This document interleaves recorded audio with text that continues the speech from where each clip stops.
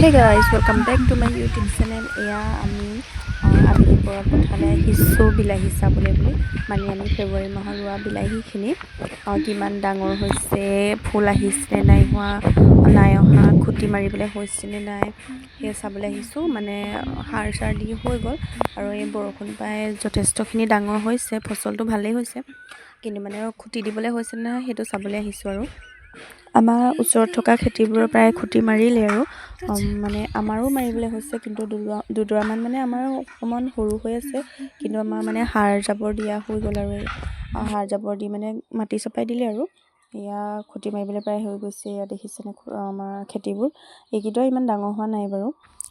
যেতিয়া বিলাহী পুলিবোৰ যেতিয়া ৰুইছিলোঁ তেতিয়া বহুত খৰাং আছিলে, বহুত মানে শুকান বতৰ আছিলে, আৰু তেতিয়া পুলিবোৰ জীয়াই ৰাখিবলৈ বহুত বেছি কষ্ট কৰিবলগীয়া হৈছিলে, পানী কঢ়িয়াই অৱস্থা বেয়া হৈ গৈছিলেগৈ।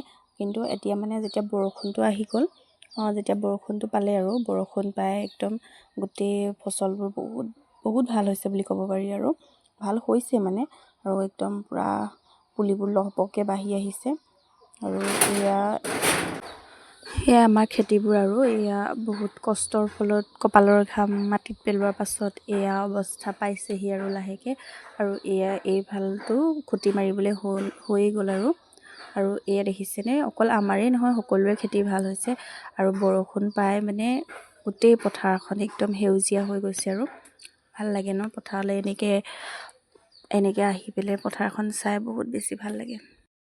এইখিনিতে আৰু এটা কথা দেই, মানে আৰু এটা প্ৰব্লেম আছে, যদিহে বৰষুণটো বেছিকৈ হয় আৰু যদি বিলাহী মাটিডৰাত পানীটো ৰখি যায়, তেনেহ'লে মানে বিলাহীজোপা লেৰেলি পৰি যোৱাৰ সম্ভাৱনা বহুত বেছি থাকে।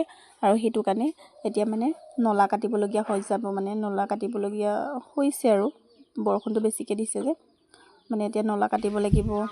আৰু এয়া আমাৰ নৰোত্তম দাদাই নলা কাটি আছে।